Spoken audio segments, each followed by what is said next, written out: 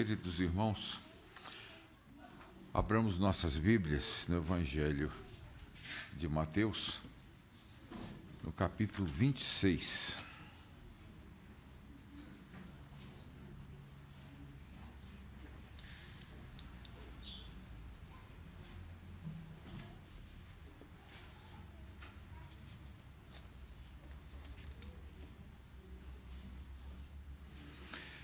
Eu farei a leitura do versículo 6 até o versículo 13. Ora, estando Jesus em Betânia, em casa de Simão o leproso, aproximou-se dele uma mulher trazendo um vaso de alabastro, cheio de precioso bálsamo, que ele derramou sobre a cabeça, estando ele à mesa. Vendo isso, indignaram-se os discípulos e disseram: por que esse desperdício? Pois esse perfume podia ser vendido por muito dinheiro e dar-se aos pobres. Mas Jesus, sabendo disso, disse-lhes: por que molestais esta mulher? Ela praticou boa ação para comigo. Porque os pobres sempre os tendes convosco, mas a mim nem sempre me tendes. Pois derramando este perfume sobre o meu corpo, ela o fez para o meu sepultamento.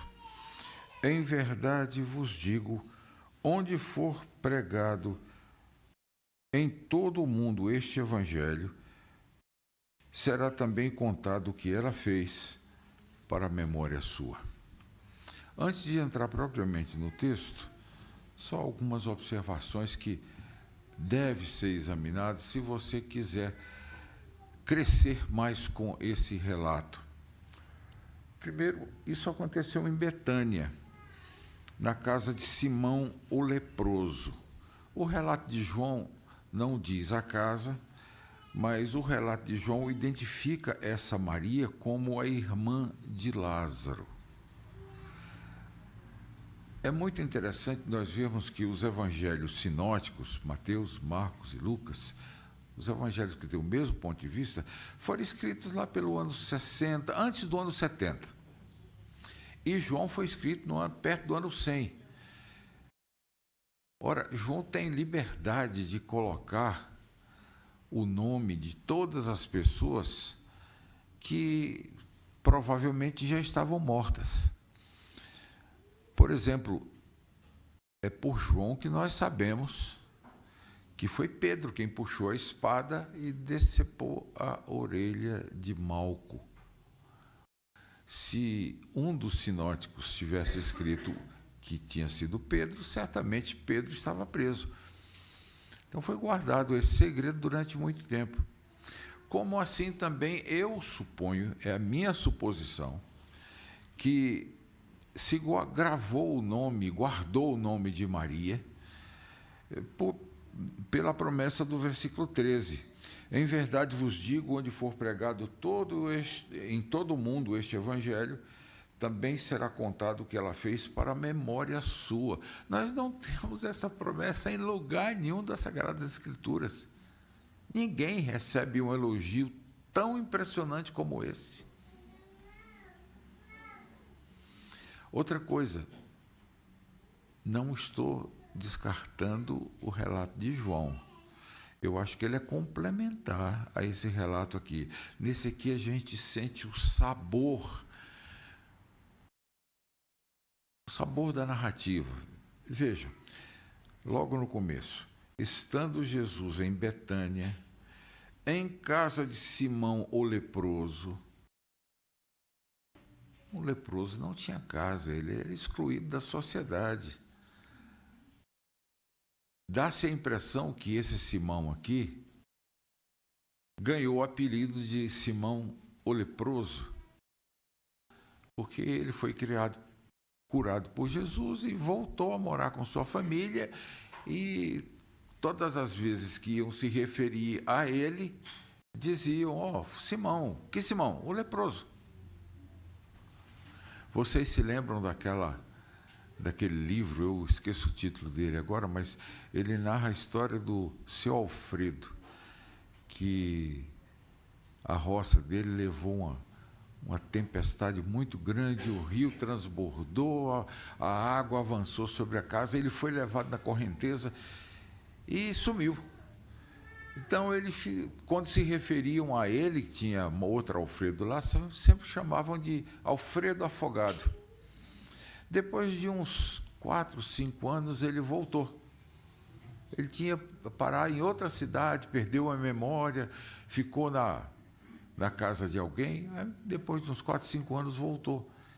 E continuou sendo chamado de Alfredo Afogado. Esse aqui provavelmente já não era mais leproso, mas continuou com o nome de Simão Leproso. Mas repare como isso pega bem dá a impressão de uma narrativa fresca, uma narrativa sem intenções maiores, a não ser de contar o que aconteceu.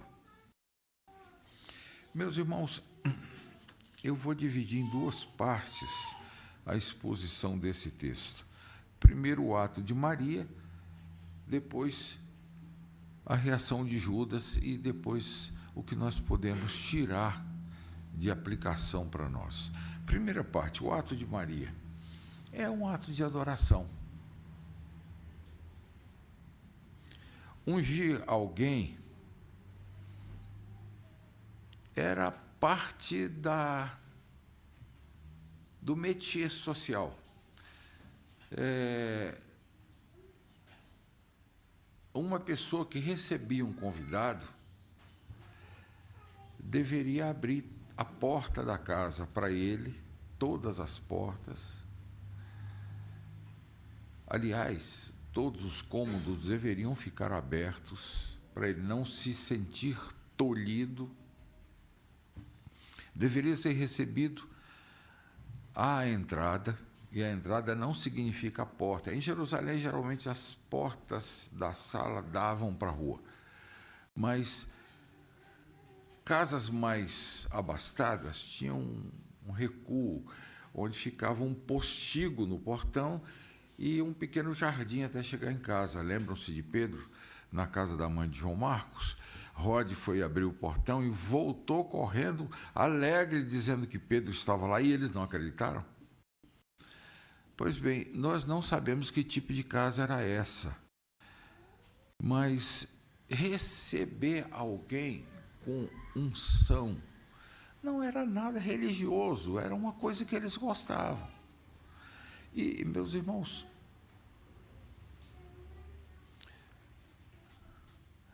no caso aqui, a unção é de bálsamo. Bálsamo significa um perfume misturado com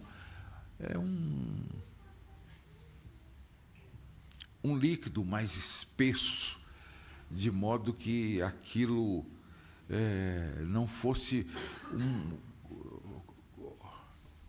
eu estou esquecendo a palavra correta.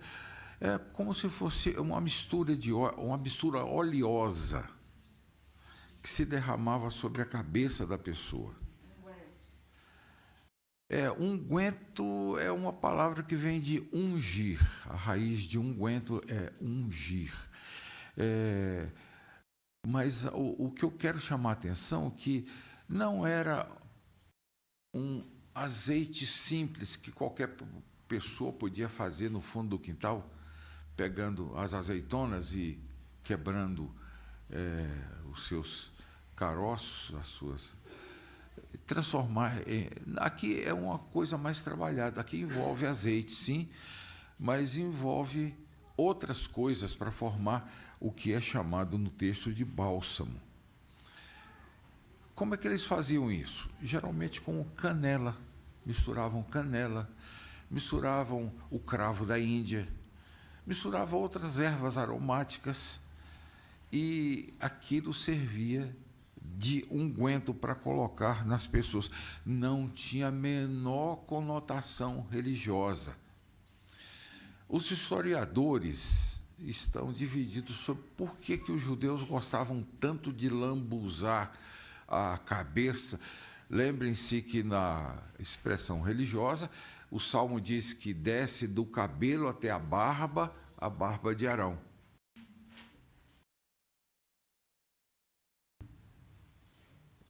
Houve um senhor, já morreu poucos anos atrás, Joaquim Jeremias, alemão, filho de pastor, que nasceu na Palestina. Ele foi criado naquela região. E com Palestina eu não estou querendo falar da faixa de Gaza, eu estou querendo falar daquela região toda lá. Ele era pastor lá, o pai dele era pastor, e ele teve como idioma nativo não só o alemão que o pai e a mãe falavam, mas também o árabe, o hebraico. Ele escreveu livros fantásticos a respeito desse costume. E a respeito dos costumes da região. E ele acha que o lambuzar a cabeça era para espantar os mosquitos. É claro que nós conhecemos os cremes que hoje são caríssimos, os cremes emolientes que ajudam a pele ficar mais hidratada, e nós sabemos que a pessoa que lambuza bem o rosto com aquilo, o pernilongo... Aliás, não é só com cremes cheirosos, não. Eu lembro de uma viagem ao Nordeste que meu cunhado, ao contrário dos outros que participaram da viagem, não teve uma picada de pernilongo. Mas todo o prato ele amassava 2 dentes de alho, colocava feijão por cima, arroz, o que pudesse por cima, aí cortava cebola por cima. Nenhum pernilongo chegava perto dele. A gente também não. É um jeito de se proteger. Eu sou forçado a concordar com Joaquim Jeremias que talvez fosse esse o principal uso. Mas daí derivava-se o costume importante de receber um convidado e ungir a cabeça dele. Também se lavava os pés. Esperava-se a pessoa à porta com uma bacia de água e lavava os pés da pessoa. Veja, o dono da casa, o hospedeiro, não era obrigado a lavar os pés do convidado, nem seus filhos. Mas ele providenciava um servo, um escravo que fizesse isso. Ou então o próprio convidado lavava seus próprios pés. É interessante falar de pés aqui, porque há uma outra mulher em Lucas capítulo 7 que unge os pés de Jesus e enxuga com os cabelos. Lava os pés de Jesus com água e enxuga com os cabelos. Mas essa aqui ungiu a cabeça do Senhor.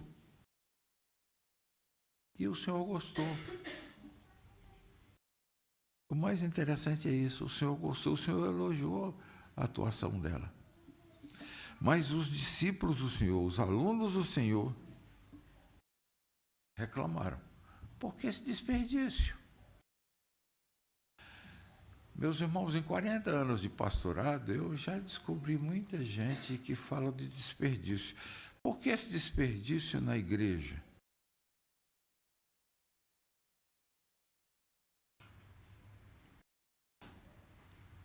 A busca do desperdício é comum entre muita gente. E no caso aqui, nós sabemos depois, pela narrativa de João, que o principal que reclamava do desperdício era Judas. E João acrescenta um parêntese. Não que ele tivesse cuidado com os pobres, mas ele era ladrão. E todas as vezes que caía alguma coisa na bolsa, ele tirava uma parte para ele. Geralmente, as pessoas que reclamam tanto de desperdício na igreja são as pessoas que menos contribuem.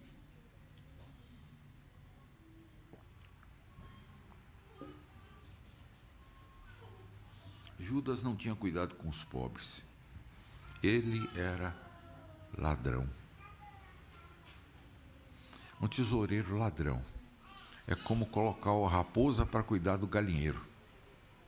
Ele era ladrão. Olha, desses 2 pontos de extremo do ato de Maria e da reação de Judas, Jesus tira 2 ensinos importantes para nós hoje. O primeiro ensino. Repare o modo como o Senhor Jesus fala. Versículo 10. Mas Jesus, sabendo disso, disse-lhes: por que molestais essa mulher? Ela praticou boa ação para comigo. É interessante que no original está escrito: ela praticou uma bela ação para comigo. Não está mal traduzido, porque o bela no português ele adquire a qualidade. Ele é um adjetivo que adquire a qualidade de boa. Ela praticou uma boa ação para comigo, porque os pobres sempre os tendes convosco, mas a mim nem sempre me tendes. Repare, irmãos, Jesus não está constatando que tem pobres e eles vão estar sempre por perto. Não. Jesus está citando o Deuteronômio. Deuteronômio capítulo 15, versículo 11. Eu vou esperar você abrir, porque talvez você queira marcar isso para ver. Enquanto você abre, Deuteronômio é um livro que foi escrito imediatamente antes da posse da terra prometida. E em Deuteronômio se muda diversas leis para realidades que teriam na terra. Por exemplo, quando eles saíram do Egito, a Páscoa foi feita de pé. Apesar de estarem em suas casas, a Páscoa foi feita de pé, porque a ordem era sair apressadamente, não demorar, sair naquela mesma noite. Mas quando nós vamos ver a lei da Páscoa no Deuteronômio, diz que ela é feita sentada. E ela deve começar quando a criança mais nova perguntar: o que é isso? Geralmente se aguardava, se deixava a criança falar. Às vezes a mãe ensinava a criança a falar. Quando a criança perguntava o que é isso, a mãe retirava tudo que estava sobre a mesa: as ervas amargas, a geleia, o vinho, o cordeiro que foi assado. Era tirado tudo, a mesa ficava branca para ninguém perder a atenção no que ia ser contado. E aí cabia ao pai, ao chefe da casa, ou ao mais velho que estivesse presente, contar toda a história de Israel desde Abraão, selecionando os pontos mais aplicados àquela família, e terminar falando da história recente, do que aconteceu nos últimos anos, de como é que... Então, a criança, todos os anos, tinha uma lição de história, que às vezes varava à noite. Eles iam comer o cordeiro depois da meia-noite. Mas é claro que no mesmo dia que o judeu começava o dia ao pôr do sol e terminava no outro pôr do sol. Pois bem, Deuteronômio 15, versículo 11. Nunca deixará de haver pobres na terra, por isso eu te ordeno, livremente abrirás a mão para o teu irmão, para o necessitado, para o pobre na tua terra. Meus irmãos, isso aqui é um contraste enorme, porque há muito tempo, oficialmente no final do século passado, atrasado, ou no começo do século passado, em 1917, com a Revolução Bolchevique, é que se tentou oficialmente acabar com os pobres, para que, pelo comunismo, todos fossem igualados nas suas riquezas, todos fossem iguais. É claro que para fazer isso tem que baixar, igualar por baixo, igualar na miséria. É por isso que todos os países comunistas dividem a miséria. Veja a Rússia. Mas a Rússia tem um progresso impressionante na corrida espacial. Mas não é dividido por todos, isso é do governo. O Estado pode. O Estado, especialmente os governantes, podem desfrutar de todas as benesses que quiserem. Mas o povo é igualado na miséria. China, igualado na miséria. Coreia do Norte. Há alguns meses atrás, nós vimos a determinação do ditador de toda a família criar coelho, para que eles não tivessem falta de alimento. Cuba, segundo alguns dissidentes cubanos, o governo coloca à disposição para vender nos açougues oficiais um frango por mês por família. Compra um frango, tem que dar para o mês inteiro. Meus irmãos, procurem os países como isso e vejam, eles têm abundância. Nossos artistas, quando estão de férias, eles vão para esses países.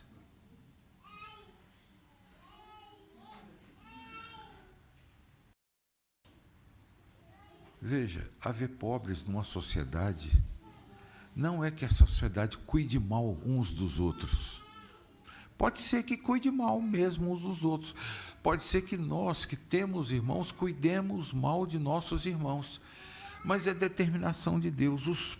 Nunca deixará de haver pobres na terra. A explicação de todos os reformadores para isso é o seguinte: o pobre é uma bênção para o rico, porque o rico pode ser as mãos de Deus através das quais o pobre receba alguma coisa. O rico pode ser aquele canal mediante o qual o pobre seja cuidado e ele dê graças a Deus por aquele fulano que se compadeceu e cuidou dele. O pobre também é uma bênção para o rico. Por quê? Se todos fossem ricos igualmente, seria muito parecido com os países comunistas em que todos são pobres igualmente. A possibilidade de você fazer alguma coisa por amor, de cuidar um do outro, lembrem-se, na Bíblia, amar sempre é cuidar de. Isso só existe com essa diferença. O fato de haver pobres na terra é determinação de Deus. Irmãos, é meio complicado isso, porque quem é pobre nunca acha que é pobre por ocasião, por culpa própria ou por determinação de Deus. Acha que é explorado por alguém.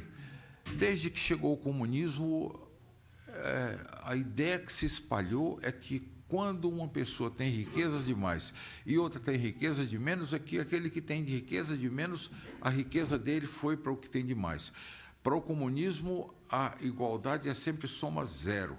Ou seja, se não fosse essa exploração, todos teriam a mesma riqueza. Isso é conversa. Isso é conversa. Outra coisa também, são poucos os que se julgam ricos o suficiente. Talvez não haja ninguém. Às vezes a pessoa vive bem, tem uma casa boa, tem diversos carros. O saldo no banco está não no azul, está no verde.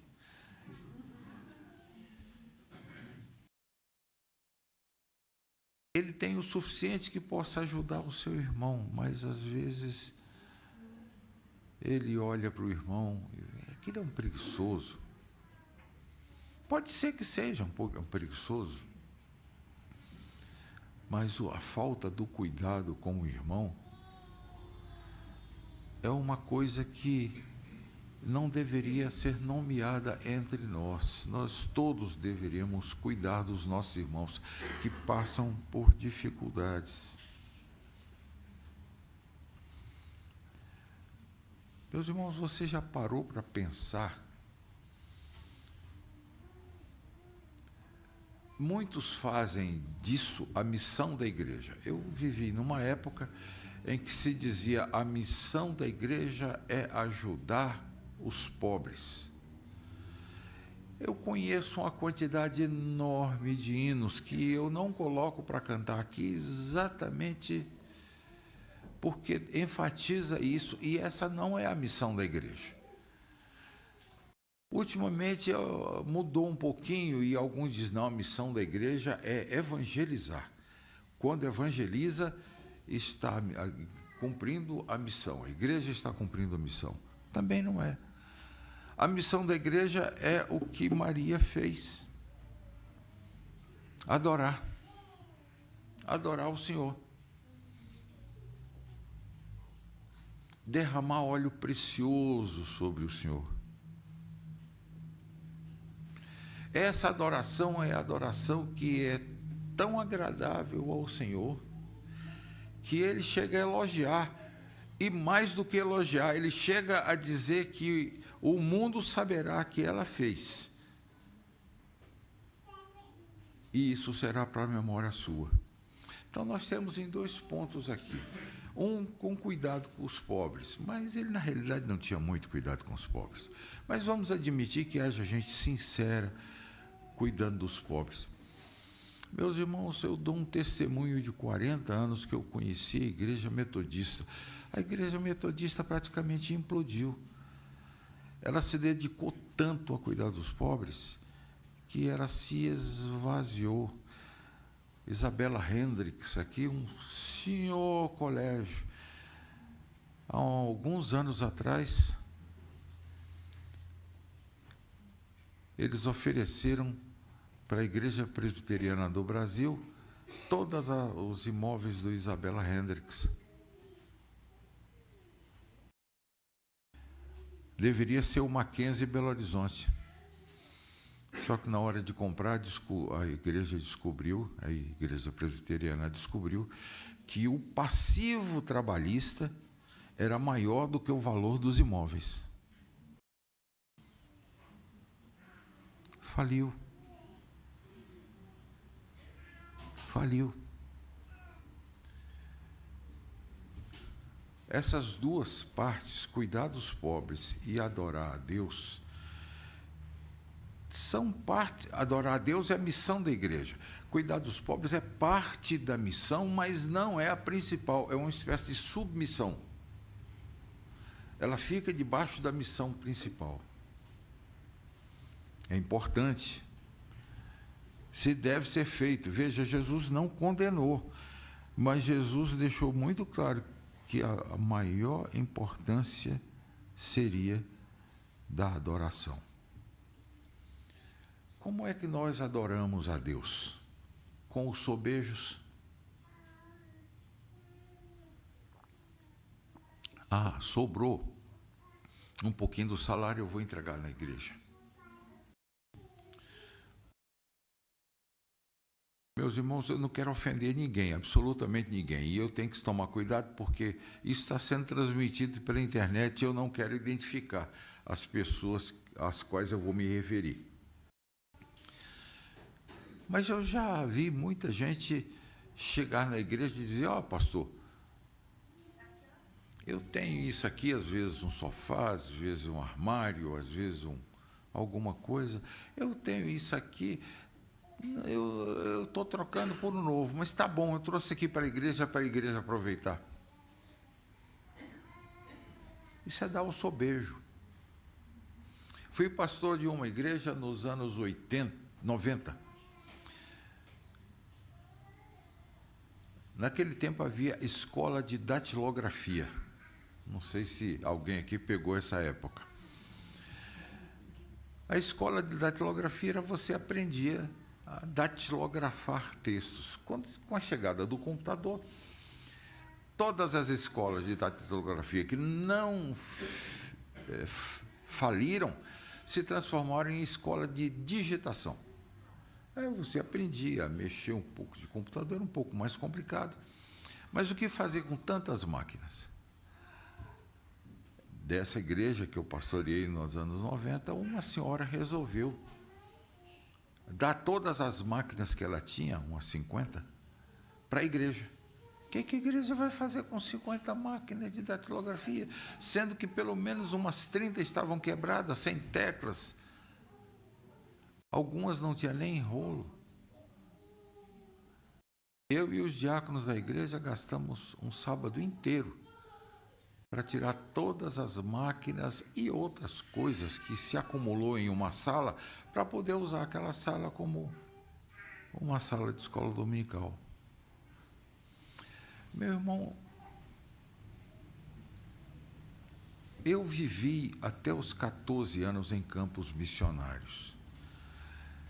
A casa melhor que nós moramos tinha muros, sim, era murada, sim. E meu pai tinha um cachorro dentro da casa. Mas era o tipo da coisa que, quando sobrava osso de frango no prato, se jogava para o cachorro. O cachorro comia do sobejo. É assim que você vai cuidar do seu relacionamento com Deus, ou você vai adquirir um vaso de alabastro cheio do unguento mais precioso, do bálsamo, e entregar para o Senhor? Mas, gente, é um desperdício esse negócio de perfume. E justamente botar numa pessoa só. Se fosse pelo menos um perfume daquele que perfuma o ambiente.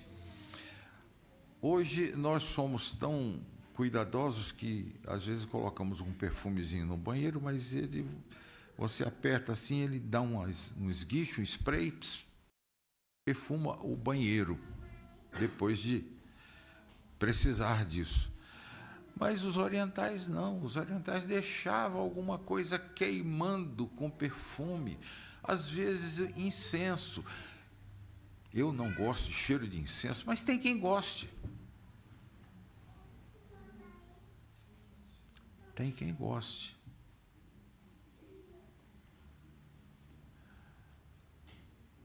Para nós o perfume é discreto.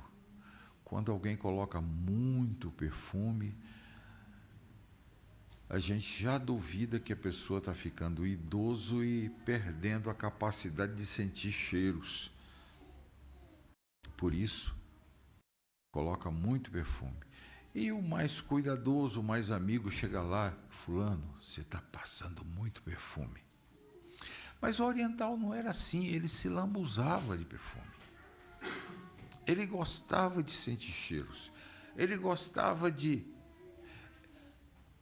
Irmãos, hoje, dar perfume como presente depende do lugar. Se você for dar no Nordeste, e eu estou falando no interiorzão do Nordeste, você corre o risco de ser mal entendido. Quando eu era pequeno, lembro como se fosse hoje, minha mãe queria dar de presente uma caixa de sabonete Febo. Não sei se vocês se lembram disso. E ela enrolou uma fita, e minha tia chegou: para quem que você vai dar isso? Ah, fulano que está aniversariando. Não faz isso, você estava chamando ela de fedorenta? Era o mesmo raciocínio que ia a um sepultamento vestindo vermelho. Ninguém ia. E a sepultamento tinha que ser com cores discretas. E de vermelho era uma afronta à família do morto. Há uma linguagem simbólica que foi perdida, mas existe ainda no interiorzão do Nordeste. Se uma pessoa planta o que aqui é chamado de bougainville, lá é chamado de bogari. Se planta uma amarela, significa: eu só quero gente da minha família. Se planta branca, não venha ninguém, eu não gosto de visita. Se planta vermelha, eu estou aberto para todo mundo. Essa linguagem simbólica foi perdida, não existe mais. Um namorado que se aproximasse de uma namorada pela primeira vez e desse uma flor amarela, estava ofendendo. As primeiras flores de uma namorada, para dar uma namorada, teriam que ser vermelhas. Depois se dava flores brancas para dizer que as minhas intenções são as mais puras. Isso se perdeu. Como se perdeu também muita simbologia através dos sons, músicas que querem dizer alguma coisa. Aqui tem toda uma simbologia que nós precisamos atualizar. Ela ungiu o Senhor, e o Senhor aceitou isso como adoração. Mas tem um componente nessa adoração. É uma adoração que custa alguma coisa. E é uma adoração que é feita espontaneamente, quase que de surpresa. Eu sugiro, irmãos, que nós pensemos muito na adoração que nós estamos fazendo ao nosso Deus. Vestimos a melhor roupa que temos para ir à casa dele ou chegamos aqui esculachados, de qualquer jeito? Amamos a casa dele, fazemos com alegria o culto a ele, cantamos com alegria ou cantamos por cantar, criticando as coisas? Oh, que palavra mais esquisita que esse hino tem! Olha que erro de concordância. Se bem que ultimamente eu tenho procurado tirar todos os erros de concordância. Se está passando algum, por favor, me avise. E cuidado com os pobres. Nós devemos ser também, mas não como Judas, que se aproveitava do cuidado com os pobres para enfiar a mão. Cuidar dos pobres, irmãos, não é tarefa do governo, de acordo com a Bíblia. E nossa mente esquerdista, afinal de contas, a esquerda está no país desde os anos 20, instilando tudo quanto é coisa. Você tem um problema, vamos resolver. Ah, não, tem que chamar o governo para resolver. Isso é um raciocínio de esquerda. Ah, tem pobre que está passando necessidade. Ah, o governo cuida deles. Aliás, tem gente que faz sua plataforma política exatamente nisso. Não deixar ninguém passando necessidade. Segundo a Bíblia, a tarefa do governo é a segurança, é a aplicação da justiça. Preciso dizer que nós temos segurança em abundância nos dias de hoje, que a justiça é aplicada corretamente nos dias de hoje? É exatamente ao contrário do que está na palavra de Deus. Finalizando, nunca troquemos a adoração ao nosso Senhor pelo cuidado aos pobres. Isso é importante, cuidar dos pobres. Devemos fazer, devemos cuidar deles, não em detrimento à adoração do nosso Senhor. Que Ele tenha misericórdia de nós.